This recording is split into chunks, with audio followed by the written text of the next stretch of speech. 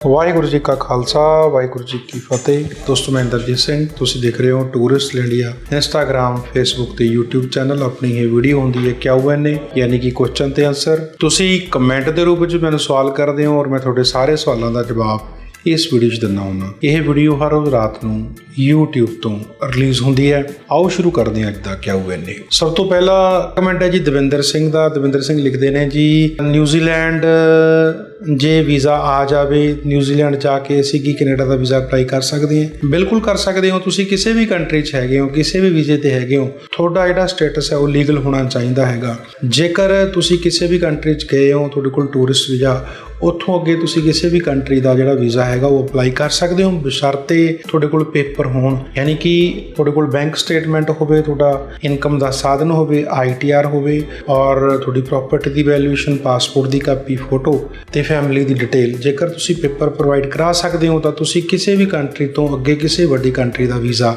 ਜਿਹੜਾ ਅਪਲਾਈ ਕਰ ਸਕਦੇ ਹੋ। ਅਗਲਾ ਕਮੈਂਟ ਹੈ ਜੀ ਬੌਬੀ ਸੈਣੀ ਦਾ। ਲਿਖਦੇ ਨੇ, USA ਟੂਰਿਸਟ ਵੀਜ਼ਾ ਲਈ ਕੀ ਰਿਕੁਆਇਰਮੈਂਟਸ ਹੁੰਦੀਆਂ ਨੇ? ਬ੍ਰਦਰ, UK ਟੂਰਿਸਟ ਵੀਜ਼ਾ ਲਈ ਤੁਹਾਡੀ ਜਿਹੜੀ ਕਮਿਊਨੀਕੇਸ਼ਨ ਸਕਿੱਲ ਹੈਗੀ ਹੈ ਨਾ, ਉਹ ਬਹੁਤ ਵਧੀਆ ਹੋਣੀ ਚਾਹੀਦੀ ਹੈਗੀ ਹੈ। USA ਵੀਜ਼ਾ ਲਈ ਸਭ ਤੋਂ ਵੱਡੀ ਗੱਲ ਇਹ ਹੈ ਕਿ ਇਸ ਕੰਟਰੀ ਲਈ ਤੁਹਾਨੂੰ ਕਿਸੇ ਤਰ੍ਹਾਂ ਦਾ ਕੋਈ ਪੇਪਰ ਦਿਖਾਉਣ ਦੀ ਜ਼ਰੂਰਤ ਨਹੀਂ ਹੁੰਦੀ। ਜੇ ਆਪਾਂ ਹੋਰ ਕੰਟਰੀਆਂ ਦੀ ਗੱਲ ਕਰਦੇ ਹਾਂ, ਜਿਵੇਂ ਕਿ ਕੈਨੇਡਾ, UK, ਆਸਟ੍ਰੇਲੀਆ, ਨਿਊਜ਼ੀਲੈਂਡ, ਇੱਥੇ ਆਪਣੀ ਇੱਕ ਪੇਪਰ ਫਾਈਲ ਬਣ ਕੇ ਜਾਂਦੀ ਹੈ। ਫਾਈਲ ਦੇ ਵਿੱਚ ਯਾਨੀ ਕਿ ਤੁਹਾਡੇ ਪੇਪਰ ਸਕੈਨ ਹੁੰਦੇ ਨੇ, ਜਿਹਦੇ ਵਿੱਚ ਤੁਹਾਡੀ ITR, ਤੁਹਾਡੀ ਬੈਂਕ ਸਟੇਟਮੈਂਟ, ਬੈਂਕ ਬੈਲੈਂਸ, ਇਹ ਸਾਰੀਆਂ ਚੀਜ਼ਾਂ ਐਪਲੀਕੇਸ਼ਨ ਦੇ ਨਾਲ ਲੱਗਦੀਆਂ ਨੇ। ਬਟ USA ਇਸ ਤਰ੍ਹਾਂ ਦਾ ਕੰਟਰੀ ਹੈ ਜਿਹੜਾ ਐਪਲੀਕੇਸ਼ਨ ਦੇ ਨਾਲ ਕਿਸੇ ਤਰ੍ਹਾਂ ਦਾ ਕੋਈ ਡਾਕੂਮੈਂਟ ਨਹੀਂ ਮੰਗਦਾ। ਇਹਦਾ ਸਿਸਟਮ ਕੀ ਹੁੰਦਾ ਹੈ? ਆਪਾਂ ਨੂੰ ਸਭ ਤੋਂ ਪਹਿਲਾਂ ਆਨਲਾਈਨ ਐਪਲੀਕੇਸ਼ਨ ਪਾਣੀ ਪੈਂਦੀ ਹੈ, ਜਿਹਨੂੰ ਆਪਾਂ DS-160 ਫਾਰਮ ਕਹਿੰਦੇ ਹਾਂ। ਜਦੋਂ ਆਪਾਂ USA ਦਾ ਵੀਜ਼ਾ ਅਪਲਾਈ ਕਰਦੇ ਹਾਂ ਤਾਂ ਆਪਾਂ ਨੂੰ ਸਭ ਤੋਂ ਪਹਿਲਾਂ ਆਨਲਾਈਨ ਜਾ ਕੇ DS-160 ਫਾਰਮ ਫਿਲ ਕਰਨਾ ਪੈਂਦਾ ਹੈ। ਉਹ ਫਾਰਮ ਦੇ ਵਿੱਚ ਤੁਹਾਡੀ ਪੂਰੀ ਡਿਟੇਲ ਆ ਜਾਂਦੀ ਹੈ। ਤੁਸੀਂ ਕੀ ਕਰਦੇ ਹੋ, ਤੁਹਾਡਾ ਕੰਮਕਾਰ ਕੀ ਹੈਗਾ, ਤੁਹਾਡੇ ਮਾਂ ਪਿਓ ਦਾ ਨਾਂ, ਤੁਹਾਡੇ ਕੰਮ ਦੀ ਡਿਟੇਲ, ਤੁਹਾਨੂੰ ਕੰਮ ਤੋਂ ਹੋਣ ਵਾਲੀ ਇਨਕਮ ਕਿੰਨੀ ਹੈ, ਠੀਕ ਹੈ ਜੀ, ਔਰ ਤੁਸੀਂ ਕਿੱਥੇ ਜਾ ਰਹੇ ਹੋ, ਕਿੱਥੇ ਰੁਕੋਗੇ, ਇਸ ਤਰ੍ਹਾਂ ਦੀ ਡਿਟੇਲ ਨਾਲ ਤੁਸੀਂ ਫਾਰਮ ਭਰਨਾ ਹੈ। ਪਰ ਪੇਪਰ ਨਾਲ ਕੋਈ ਅਟੈਚ ਨਹੀਂ ਹੁੰਦਾ। ਤੁਹਾਡੀ ਇੰਟਰਵਿਊ ਹੁੰਦੀ ਹੈਗੀ ਹੈ। ਜੇਕਰ ਤੁਸੀਂ ਵਧੀਆ ਤਰੀਕੇ ਨਾਲ ਇੰਟਰਵਿਊ ਦੇ ਦਿੰਦੇ ਹੋ, ਤੁਸੀਂ ਵੀਜ਼ਾ ਆਫਿਸਰ ਨੂੰ ਕਨਵਿੰਸ ਕਰ ਲੈਂਦੇ ਹੋ ਤਾਂ ਤੁਹਾਨੂੰ ਵੀਜ਼ਾ ਮਿਲ ਜਾਂਦਾ ਹੈ। ਔਰ ਸਭ ਤੋਂ ਵੱਡੀ ਗੱਲ ਇਹ ਹੈ ਕਿ ਟੂਰਿਸਟ ਵੀਜ਼ਾ ਲਈ ਤੁਸੀਂ ਹਿੰਦੀ, ਪੰਜਾਬੀ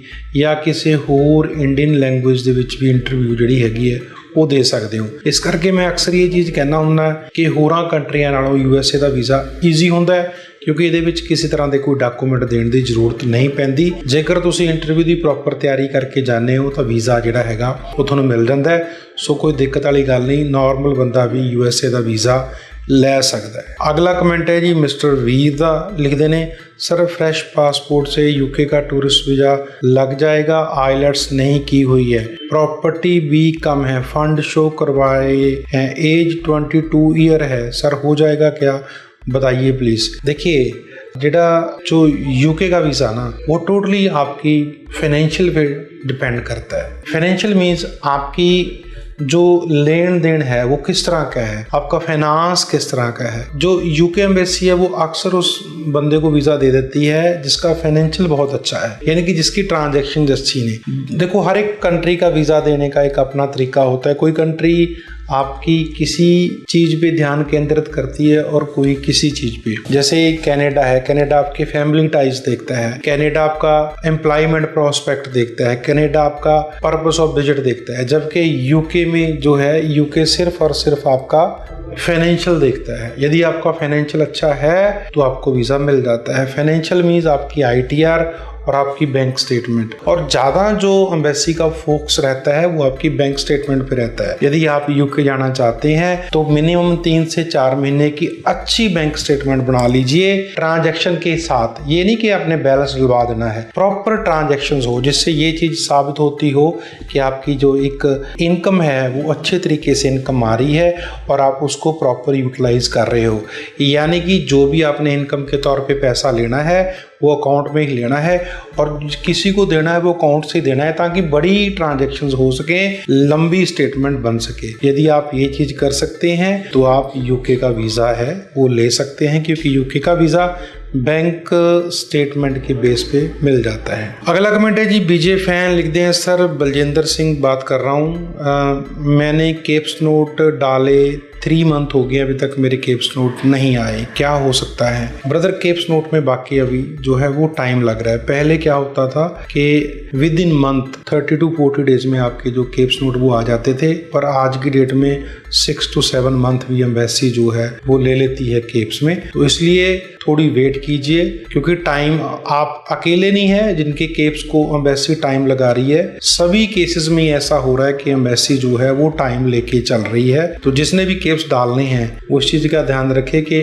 आज की डेट में एक आधे महीने में जो केप्स नोट वो नहीं आ रहे हैं, उसमें टाइम लग रहा है। अगला कमेंट है जी, मोहिन उदयंदा लिखते हैं, सर VBL आया है लेकिन PPR नहीं आया। सर 18 डेज हो गए हैं VBL आए, मुझे Canada visitor visa from Dubai, application status tracker में visitor visa document number show हुआ है, लेकिन PPR कब तक आएगा? ब्रदर, PPR में मैक्सिमम जो टाइम है वो 40 डेज का है। 40 डेज के अंदर अंदर आपका डिसीजन जो है वो आ जाता है।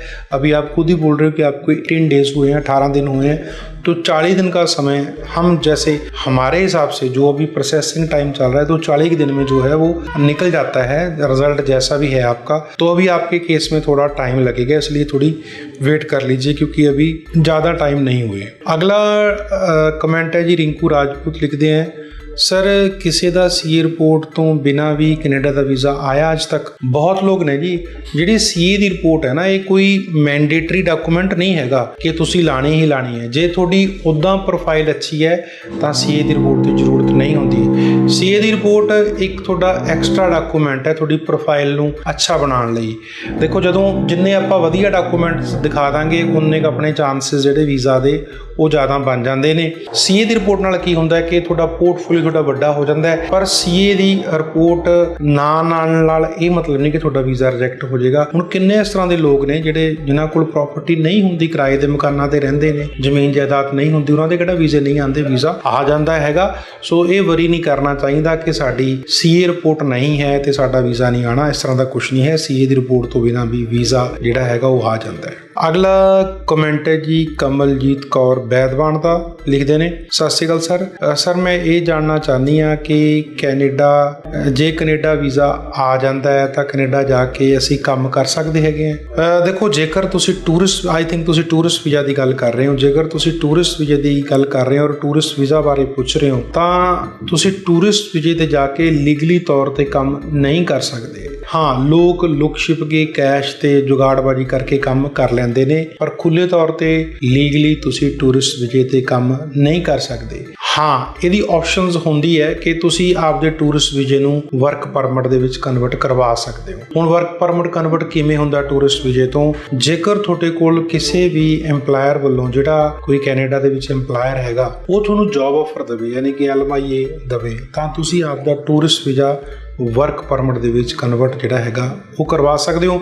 ਬਹੁਤ ਸਾਰੇ ਲੋਕ ਨੇ ਜਿਹੜੇ ਕੈਨੇਡਾ ਜਾ ਕੇ ਆਪਦੇ ਟੂਰਿਸਟ ਵੀਜ਼ੇ ਨੂੰ ਵਰਕ ਪਰਮਿਟ 'ਚ ਕਨਵਰਟ ਕਰਵਾ ਲੈਂਦੇ ਨੇ ਤੇ ਕੰਮ ਕਰ ਲੈਂਦੇ ਨੇ, ਕਿਉਂਕਿ ਜਦੋਂ ਇੱਕ ਵਾਰੀ ਵਰਕ ਪਰਮਿਟ ਤੁਸੀਂ ਚਲੇ ਗਏ, ਫਿਰ ਤੁਸੀਂ ਲੀਗਲੀ ਜਿਹੜਾ ਹੈਗਾ ਆਪਦਾ ਕੰਮ ਕਰ ਸਕਦੇ ਹੈਗੇ ਹੋ। ਔਰ ਤੁਹਾਡਾ ਫਿਰ ਜਿਹੜਾ ਪ੍ਰੋਸੈਸ ਹੈਗਾ, ਪਹਿਲਾਂ ਵਰਕ ਪਰਮਿਟ, ਫਿਰ ਵਰਕ ਪਰਮਿਟ ਟੂ PR, ਇਹ ਅੱਗੇ ਚੱਲਦਾ ਰਹਿੰਦਾ ਹੈਗਾ। ਸੋ ਜਿਸ ਕਿਸੇ ਕੋਲ ਵੀ ਟੂਰਿਸਟ ਵੀਜ਼ਾ ਹੈ ਉਹ ਅੱਗੇ ਜਾ ਕੇ ਆਪਦਾ ਟੂਰਿਸਟ ਨੂੰ ਕਨਵਰਟ ਕਰ ਸਕਦਾ ਹੈਗਾ ਜੀ। ਅਗਲਾ ਕਮੈਂਟ ਹੈ ਜੀ, ਨਿਸ਼ਾਨ ਸਿੰਘ ਦਾ ਲਿਖਦੇ ਨੇ, ਸਰ ਜੀ ਨਿਊਜ਼ੀਲੈਂਡ ਲਈ ਗੈਪ ਕਿੰਨੇ ਸਾਲ ਦਾ ਐਕਸੈਪਟ ਹੈ ਸਟੱਡੀ ਦੇ ਵਿੱਚ? ਇਹਨਾਂ ਦਾ ਜਿਹੜਾ ਸਵਾਲ ਹੈਗਾ ਉਹ ਸਟੱਡੀ ਵੀਜ਼ੇ ਨੂੰ ਲੈ ਕੇ ਹੈ। ਇਹ ਪੁੱਛਦੇ ਨੇ ਕਿ ਕਿੰਨੇ ਕੁ ਸਾਲ ਦਾ ਗੈਪ ਜਿਹੜਾ ਹੈਗਾ ਜੀ ਉਹ ਐਕਸੈਪਟ ਕਰ ਲੈਂਦੀ ਹੈ ਐਮਬੈਸੀ।